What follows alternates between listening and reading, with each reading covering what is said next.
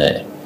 শেখ হাসিনার পতন এবং এই পতনের পেছনে কারা আছে সেটি নিয়ে নানা রকমের জল্পনা কল্পনা আছে, পর্যালোচনা আছে।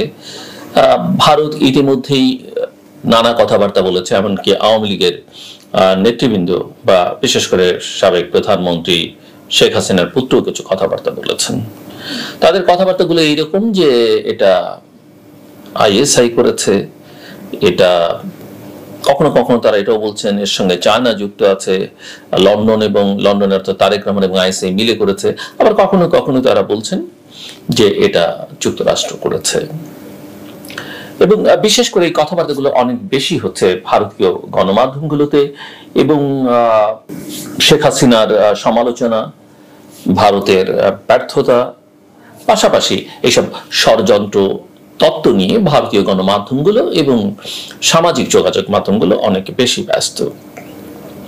সম্প্রতি দ্য ইন্ডিয়ান এক্সপ্রেস, ভারতের একটি বিখ্যাত পত্রিকা, এই গোটা বিষয়টি নিয়ে একটি বিশ্লেষণমূলক মতামত লিখেছেন ভারতীয় এই পত্রিকাটির আন্তর্জাতিক বিষয়ক সম্পাদক সি রাজামোহন।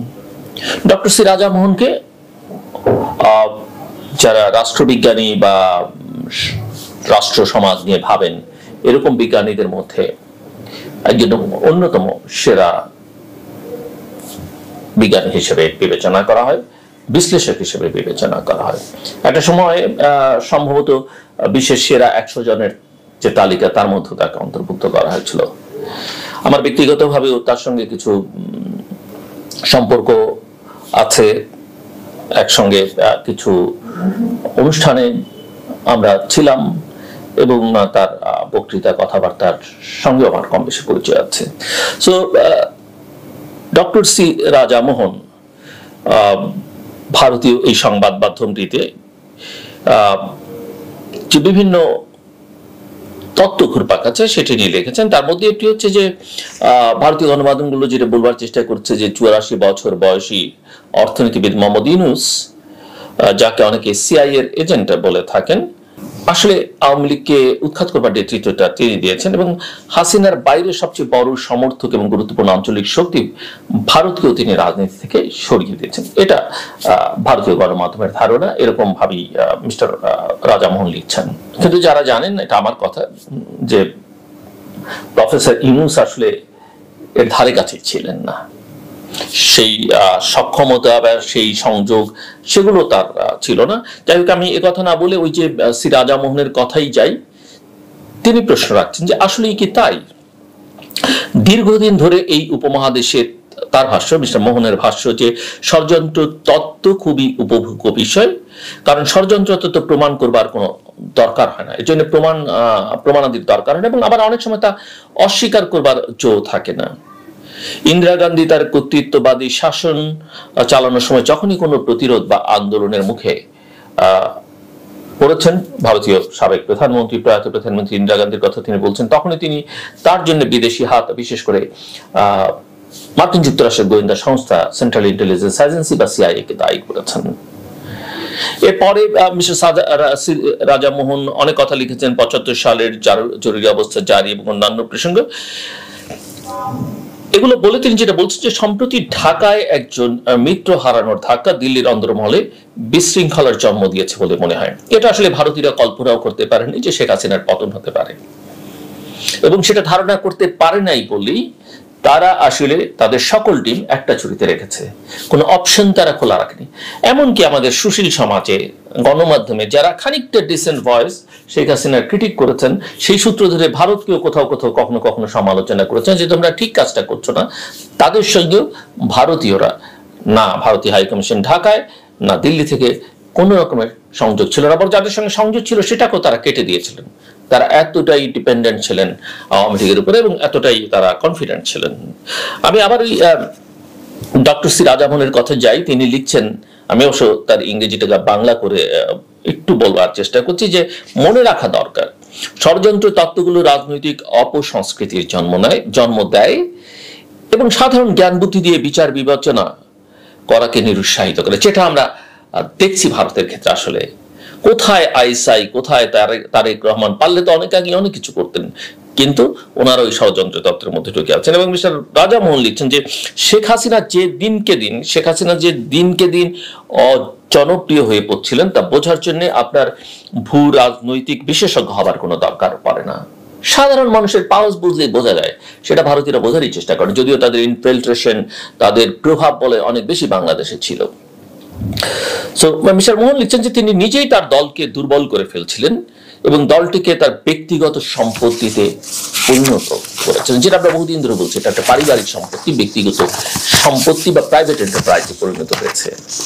এবং মিস্টার মোহন আরো যেগুলো বলবার চেষ্টা করছেন যে শেখ হাসিনা এখন ষড়যন্ত্র তত্ত্বকে আঁকড়ে ধরছেন, এর জন্য আমরা অবশ্যই তার প্রতি সহানুভূতি জানাতে পারি। তিনি লিখছেন যে হাসিনা মনে করেন যুক্তরাষ্ট্র তাকে উৎখাত করেছে কারণ তিনি আমেরিকাকে বাংলাদেশে একটি সামরিক ঘাঁটি বানাতে দিতে চাননি। শেখ হাসিনার কোনটা বিশ্বাসযোগ্য সেটাও একটা বিবেচনার দাবি রাখে। তিনি সেন্ট মার্টিন, বে অফ বেঙ্গল, বঙ্গোপসাগর দিয়ে দেবার কথা বলছেন। আর সেন্ট মার্টিন দিয়ে মার্কিনীরা কি করবে সেটা যে কোনো শিশু বুঝতে পারে যে আসলে ওখানে কোনো বিমান ঘাঁটি করবার কোনো সুযোগই নেই, আর তারা এটা চায়নি, তারা বহুবার বলেছে। যাই হোক, মিস্টার সি রাজামোহন যেমনটা বলছেন যে পাকিস্তানের জাতীয় পরিষদে অনাস্থা ভোটের মাধ্যমে ইমরান খানকে প্রধানমন্ত্রীর পদ থেকে সরিয়ে দেওয়ার পর শেখ হাসিনাও এই অভিযোগ করেছিলেন। তো সব কথার পরে তিনি অনেকগুলো কথা বলেছেন, মার্কিন যুক্তরাষ্ট্র কোথায় কি করেছে, চীনকে মোকাবেলা করতে গিয়ে কি করেছে, সেসব বলে টলে তিনি বলছেন যে দক্ষিণ এশিয়ার ষড়যন্ত্র তাত্ত্বিকদের ঘোল লাগা কল্পনা শক্তিকে জাগিয়ে তোলার কাজ যে শুধু সিআইএ করে আসছে তা নয়, এই অঞ্চলের কোন কোন দেশের শাসন পরিবর্তিত হলে আজকাল আমাদের ভারতের গোয়েন্দা সংস্থা মিস্টার সি রাজামোহন বলছেন রিসার্চ অ্যান্ড অ্যানালাইসিস উইং, সংক্ষেপে রকেও দায়ী করা হয়। সেটা তো আমরা কম বেশি জানি। এবং বাংলাদেশে তো পলিটিশিয়ানদের মধ্যে একটা ধারণাই আছে, ক্ষমতায় থাকতে হলেও র লাগবে, ক্ষমতা থেকে নামাতে হলেও র লাগবে, মানে ভারত লাগবে, এছাড়া তারা চিন্তাই করতে পারেন না। এবং তাদেরকে ছাড়া যে হয়েছে সম্ভব শেখ হাসিনার মতো একটা প্রতাপশালী সরকারকে নামিয়ে ফেলা যে ভারতকে ছাড়াই সম্ভব এবং ভারতকে দূরে সরিয়ে দেওয়া সম্ভব, সেটা কিন্তু প্রমাণিত হচ্ছে। অনেকে বলেন শেখ হাসিনার প্রোটেকশন ভারত দিবে। আরে ইন্দিরা গান্ধীর মতো লৌহ মানবিকই তো রক্ষা করতে পারেনি ভারত, রাজীব গান্ধীর মতো প্রধানমন্ত্রীকে ভারত রক্ষা করতে পারেনি। এগুলো আমরা কেন ভুলে যাই? যাই হোক, আমি যেহেতু রাজামোহনকে নিয়ে কথা বলছি, তার লেখা নিয়ে কথা বলছি, ইন্ডিয়ান এক্সপ্রেসে তিনি আরো বলছেন যে আপনি যদি বলেন সিআইএ বাংলাদেশে একটি অভ্যুত্থান পরিচালনা করেছে, তাহলে ধরেই না হয় আপনি দিল্লিকে বাংলাদেশের সবচেয়ে গুরুত্বপূর্ণ মুহূর্তটির বিষয়ে বেখবর থাকার জন্য অভিযুক্ত করছেন। আর সিআইএ করছে কিন্তু দিল্লি এই খবর রাখে না, তার মানে তারা ব্যর্থ। এটা মিস্টার সি রাজামোহন বলছেন। মানে যারা এই অভিযোগ করছেন তাদের কাছে এটা মেনে নিতে হবে যে আমরা আসলে আমাদের যোগ্যতা সক্ষমতার অনেক ঘাটতি রয়েছে। মিস্টার রাজামোহন আরো লিখছে যে বাংলাদেশের আজকের এই সংকটের উৎপত্তি ও বিস্তার এবং এই সংকট নজরদারির জন্য দিল্লির ব্যবস্থাপনার উপর ভারতের পক্ষ থেকে একটি গুরুতর ময়না তদন্ত করতে হবে। আমি মনে করি যথার্থ কথা তিনি বলেছেন। এবং তিনি বলছেন যে হাসিনার ক্ষমতা থেকে ছিটকে পড়া নিয়ে ভারতের অনুশোচনা করার বিস্তর কারণ আছে, কিন্তু গত কয়েকদিনে যা ঘটে গেছে সেই ঘটনাবলীর মধ্যে দিল্লিকে আটকে রাখা ঠিক হবে না। তিনি আরো বলছেন যে বাংলাদেশের এই নতুন ছাত্র আন্দোলন রাজনৈতিক উদারীকরণ এবং বৃহত্তর অর্থনৈতিক সুযোগ খুঁজেছে। সে কারণে দিল্লিকে অবশ্যই ছাত্র আন্দোলনের প্রতি সহানুভূতির বার্তা দিতে হবে। এবং ভারতীয় প্রধান বিচারপতি তিনি কে বলেছেন যে বাংলাদেশকে দেখলে এবার বোঝা যাচ্ছে যে স্বাধীনতার মূল্য কি। স্বাধীনতার জন্য মানুষ, তরুণরা যে বন্দুকের নলের সামনে, সেটা তিনি বলেননি, কিন্তু আমি বলছি তিনি সেটাই বোঝাতে চেয়েছেন, বুকের রক্ত ঢেলে দিতে পারে, সেটা কিন্তু বাংলাদেশ প্রমাণ করেছে। কাজে স্বাধীনতার মূল্য অত্যন্ত গুরুত্বপূর্ণ। যে কোনো কিছুর বিনিময়ে মানুষ স্বাধীনতা চায়, সেটা অত্যন্ত গুরুত্বপূর্ণ। এখানে আমি আরেকটা লেখা নিয়েও খানিকটা এই আলোচনার সূত্র ধরে আলোচনা করতে চাই। এটি ছাপা হয়েছে সাউথ চায়না মর্নিং পোস্টে। একটু ভিন্ন আঙ্গিকে লেখা যে শেখ হাসিনাকে যে ভারত আশ্রয় দিল, এটা দিয়ে ভারত আসলে কি গেইন করতে চাচ্ছে। বোঝাই যাচ্ছে তারা তাকে বলছেন যে তিনি তাদের অতিথি, তাকে রক্ষা করতে হবে, কিন্তু সেটা কি বাংলাদেশের আন্দোলনকারী মানুষকে কোনো ভালো বার্তা দিচ্ছে, কিংবা দক্ষিণ এশিয়ার অন্য দেশগুলোকে কি কোনো ভালো বার্তা দিচ্ছে? তাকে এটাই প্রমাণ করছে যে শেখ হাসিনাকে আসলে তারা যে কোনো মূল্যে টিকিয়ে রাখবার জন্য যে অভিযোগ বাংলাদেশিদের, সেই অভিযোগকে প্রতিষ্ঠিত করেছে। সাউথ চায়না মর্নিং পোস্ট, এটা বোঝাই যাচ্ছে যে চাইনিজ মিডিয়া আউটলেট, তারা বলছে যে শেখ হাসিনার পদত্যাগ নতুন দিল্লির প্রতিবেশী প্রথম নীতি নিয়ে উদ্বেগ বাড়িয়েছে। নেইবারহুড ফার্স্ট যে নরেন্দ্র মোদীর ফরেন পলিসি, সেটাতে উদ্বেগ বাড়িয়েছে। এবং তারা বলছেন যে হাসিনার পদত্যাগ দক্ষিণ এশিয়ার ছোট দেশগুলোর সাথে ভারতের সম্পর্ককে আরো জটিল করে তুলেছে, আস্থাহীনতা আরো তৈরি করেছে, এবং হাসিনার দেশ ছেড়ে চলে যাওয়া বা পালিয়ে যাওয়া, যেটা আমি যোগ করছি, আঞ্চলিক সম্পর্ককে আরো খারাপ দিকে নিয়ে যেতে পারে। সাউথ চায়না মর্নিং পোস্টের নিবন্ধ বলছে যে বাংলাদেশের অন্যতম অনেক বড় নিবন্ধ, আমি অনেক অংশ বাদ দিয়ে পড়ছি। বাংলাদেশের অন্যতম রাজনৈতিক দল বাংলাদেশ জাতীয়তাবাদী দল জামায়াতে ইসলামী ঐতিহ্যগতভাবে ভারতের পরিবর্তে চীন এবং পাকিস্তানের সাথে বেশ ঘনিষ্ঠ। প্রতিরক্ষা সহযোগিতায় বাংলাদেশে চীনের প্রভাব বিশেষভাবে শক্তিশালী, এটা তারা বলছে বটে, প্রভাবটা আছে, আমি অস্বীকার করবো না। আমি অন্য শিওর এখন বিএনপির সঙ্গে কতটা চীনের সখ্যতা আছে। চীন বিএনপির উপরে, বিএনপি যখন ক্ষমতায় ছিল তখন তাইওয়ানের ট্রেড সেন্টার করা নিয়ে তারা তখনই অসন্তুষ্ট ছিল। তবে বিএনপির মধ্যে চীন ঘেঁষা, ভারত ঘেঁষা লোকজন আছে, পশ্চিম ঘেঁষা খুব দুই একজন বাদে খুব একটা ভালো তাদের সম্পর্ক নেই। কিন্তু বাংলাদেশে আসলে যুক্তরাষ্ট্র এবং পশ্চিমা ব্লকের সঙ্গে বাংলাদেশকে নিবিড় সম্পর্ক করতে হবে, এটা আমার মতামত। চীনারা অবশ্যই সেটা চায় না, তারা চায় ভারতকে কাউন্টার করে চীনকে এখানে প্রতিষ্ঠিত করতে। যাই হোক, সাউথ চায়না মর্নিং পোস্টের নিবন্ধে বলা হচ্ছে যে নেপালের কেপি শর্মা আলী, যাকে চীনপন্থী বলে মনে করা হয় এবং আগে আঞ্চলিক বিরোধ দিয়ে ভারতের সাথে যার দ্বন্দ্ব ছিল, তিনি প্রধানমন্ত্রী হিসেবে ফিরে এসেছেন।